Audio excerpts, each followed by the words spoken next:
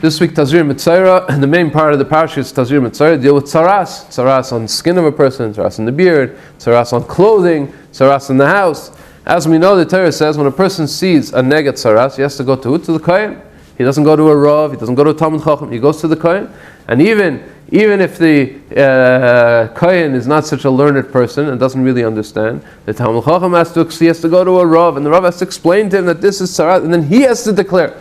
At the end of the day, everything depends on the declaration of the kohen. Why the kohen? Say the Heilige Svarim, because the Gemara in Erechim says there's 7 reasons why a person gets tzaras. There's 7 problems that cause tzaras.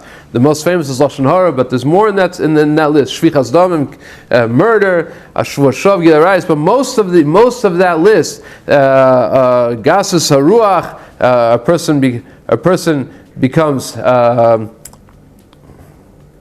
A person is a Baal Gaiva, he thinks too much of himself. Gezel, a person steals from another person. Tzaras Ayin, a person is stingy. A person can't tolerate another person having more than him. All of those midas cause tzaras, and all of those midas, Aaron HaKohen was clean of all of those midas. As we know that Aaron was a Reidev Shalom, he was a Oyev Shalom, a Reidev Shalom, but more than that, it says that when HaKadosh Baruch Hu told Moshe, go, and Aaron is coming to meet you, and he'll be happy. How can he be happy? He's older than Moshe. He's Moshe's older brother. He was sitting in Mitzrayim all the years. Moshe was away in Midian. Why did Hashem choose Moshe? No, he's happy. Somebody got the role. Moshe Rabbeinu got the role. He's happy for Moshe Rabbeinu. He's happy for his brother. He doesn't have the midah of tzaras. He doesn't have the midah of being jealous of his fellow Jew. That's Aaron HaKohen, and all of his descendants also had the Yerusha. They also they were not only the biological children of Aaron HaKohen, but they also yarshin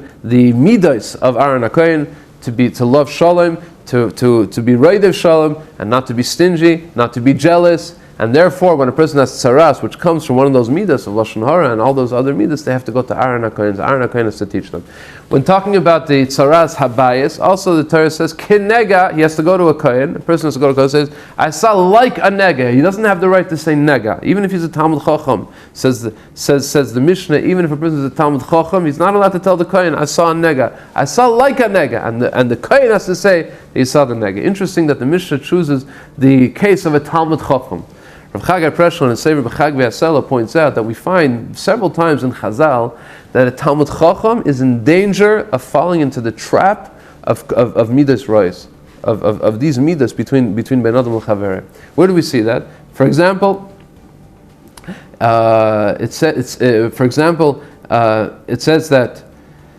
that the Dar of David HaMelech was a Dar of Talmidei Chachamim. They all knew Torah unbelievably, but they lost wars. Why did they lose wars? The Dar of Achav was not a Talmid Chacham, very far from being a Talmid Chacham, but he won the wars. Why? Because there was peace and there was no Lashon Hara. And the generation of David HaMelech, there was Lashon Hara. The Satan, says Rav Chagai Preschel, targets the Talmidei Chachamim. The more a person learns the Torah, the Satan can't handle it. This guy is learning, he's becoming a big Talmid Chacham. So he can't affect his Limud HaTorah. He's learning Torah, but he starts to affect his midas. He starts to become jealous of somebody else. He starts thinking of somebody in a bad light. He says Lashon Hara. The Satan specifically targets somebody. Therefore, when a person is learning Torah, says Rav Preschel, a person has to be careful as he's learning the Torah to perfect his midas also. As we said last week, the idea of learning Pirkei Avos between the Pesach and Shavuos is to perfect our midas in preparation for Kabbalah Satorah. When more a person learns, the more a person is in danger of Chas v'Shalom falling to the trap of the Satan of Ben Adam l'Chaver.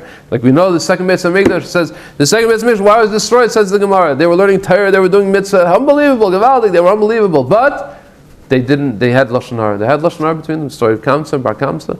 They had Sinas Chinam, and that's why the second Beis HaMikdash was destroyed. Even though they were specifically the Dar of the Tanoim that wrote the Mishnah, they lived in the time of the Churban Beis HaMikdash. They were great people, but in that generation, the Satan came and he found a way in through Ben Adam l'Chaver. The Medrash Rabbah says 5 times the word Torah in the parshas of Tzaras. It says Torah at Tzaras, Torah negat Tzaras, Tia Torah at Tzaras. It says 5 times the word Torah in relationship with Tzaras. Says the Medrash to tell you that a person who says Lashon Hara, says Mitzrayim, says if he violated all the 5 books of Moshe, all the 5 books, it says if he violated all the 5 books of the Torah. What does that mean? That means even if a person has Torah, he learns the Torah, but there the Satan comes and he can